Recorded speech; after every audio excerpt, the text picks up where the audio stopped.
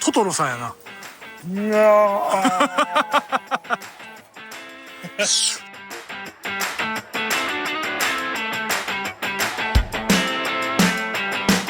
ごいね。ねえ、な雰囲気あるね。あなんかさ、こっちの方があ、うん、なんていうのかな、いろいろうだうだ喋りながらうん。来れるから楽しいわ。ほんで潮風直じゃなくて日陰で涼しいから、なんか体にも楽な気がするわ。そうだね。あ特に今日風が強いんで、あ、そうやな。これがやっぱり潮風の中降りるの大変だったんだよ。ああ、いやほんまね、木漏れ日がねすごい綺麗ですよ。そあしてね、まあまあ疲れる。あ、そうやな。ゆっくり行こう。そしてここに出た。ああ、綺麗です。ゆっくり戻りますか。はい。灯台がほら見て、ムーミン谷見た。確かにファンシーな作りしてはるな。ねえ、そうやな。ちょっと言い方変えるとラブホテルの屋上みたいだけど。いやもう最悪やん。最悪やん。我慢できんかった今。お前最悪。もうずっと我慢できてへんじゃん。あ、そうか。割と。だだ漏れちゃってる。もう有頂天なの。割とな。川崎灯台のデザイン、とんがり屋根の灯台だったよ。深沢さやかさんが作んです。そういう系？野菜をモチーフにしてるらしい。ネギ？それネギにはわけじゃないんだ。これ市民がデザインしたってこと？そういうこと。あ、だから建て替えをしたんや。そもそも灯台はもともとあって、その建て替えをした時のデザインを募集しました。いや、そのさ、頑張って作ったさ、作品を俺さ、ラブホテルの屋上みたいとか言っちゃったのね。どうもすいません。日頃の行いです、それが。本当だね。因果応報だね。で、なんかあっちが海湯の生息地かと思ったらそうじゃないみたいな。なんか、いや、海湯の生息地はあっちやな。でも海湯展望台っていうのはまた反対側にあるんですよ。なるほど。ちなみにこの海湯2分の1サイズらしい。もっとでかいんこれ。倍サイズらしい。これ等身大じゃないの？等身大にしろよ。可愛いでしょ。かわいい。倍だからもうなんか猛禽類張りのでかさ。丸飲みするわけだから。そうなんで、ここの見どころは崖ってことでしょ。そういうこと。崖に海湯がいるんか？ないの？これ海湯展望台な。違うの？だってあんだけ入り口海湯ってんだよ。そうか。ここは海湯展望台で間違いないです。はい。ただ毎年10月から4月の間に見れるらしい。10月から4月。じゃあ2ヶ月前だ。そう。じゃあもう海はいないんだ。今もうマジでちょうどいない、ど真ん中。なるほどな。そう。じゃあもうちょっと寒なったらまたやってくるんだ。来るんやろな。だから渡り鳥なんかな。そうだね。なじゃああそこの崖に海がやっぱり来る。来るみたいね。だから崖から飛び込むんじゃない？なるほど。あうそこに巣作ってね。そうやな。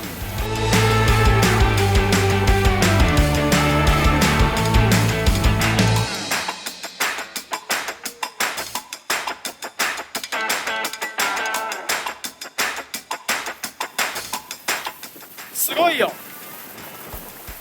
すごいね。風がアホみたいに強いな。声は聞こえへんわ、多分。だから景色がすごい。ちなみにあれだ、滑落する恐れがあるから上は乗っちゃダメだよって書いてある。なるほどね。可能性のやつが乗ったらあかんねや。そうだな。っていうか目の前のこれなんや。これだ。なあ、はい、来てみました。来てみたけど、うん、さっき言った公園の方が迫力あるんよね。そうだね。なんかまず感想第一は人が多い。多いな。そうで、あともう一つはちっちゃいの。そう、想像してたよりちっちゃいのと、あともうなんか撮影スポットみたいになってて、みんなあそこで集合写真撮ったりするわけよ。はい。それはこう並ばなあかん感じとかもあるし、だからちょっとなんかこう冒険してわあすごいみたいな感動とは違うなって感じ。そうだね。だからミルスペックアイズの感覚から言うと、ちょっとここはわざわざ来る必要がない場所っていう感じがします。そうやな。だからおすすめじゃないな。そうやな。逆に初めの公園の方が自然がそのまんまであって、迫力がもうみんななんていうの溢れてて、想像してた期待を超えてきたから、すごい良かったんですよね。はい。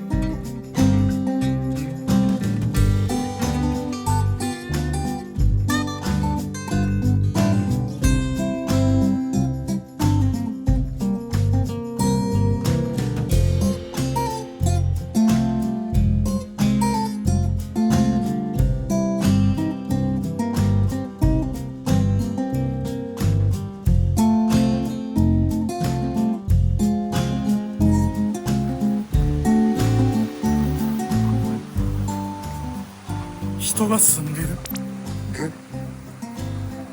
本当だ。めっちゃ人がいる。本当だね。ちょっと人が散歩に出てから見に行ってみる？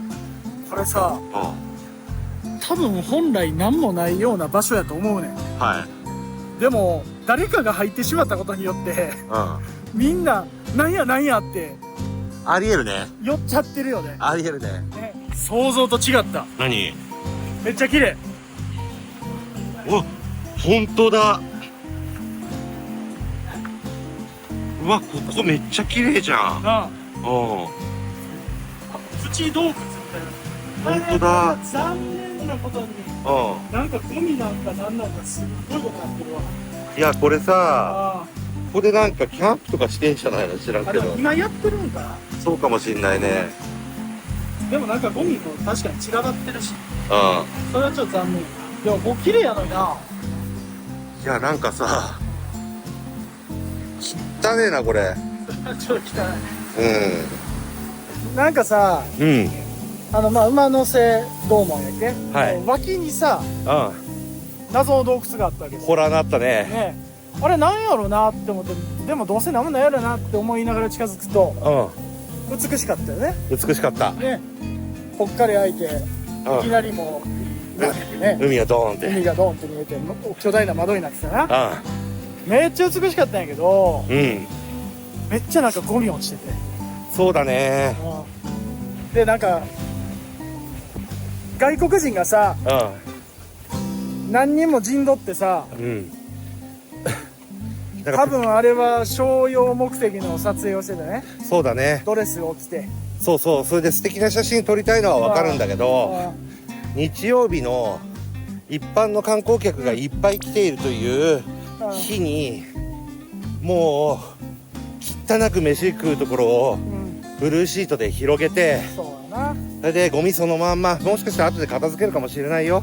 でもそういう問題じゃなくて、景観を壊れる状態で、まるで自分たちの貸し切りかのように振る舞ってるあの感じっていうのは、正直言うと日本人的な感覚からすると非常に失礼で迷惑で、あとはそこの場所に対する土地に地元の人たちに対する敬意のない冒涜的行為だというふうに映っちゃうことがあるわけですよね。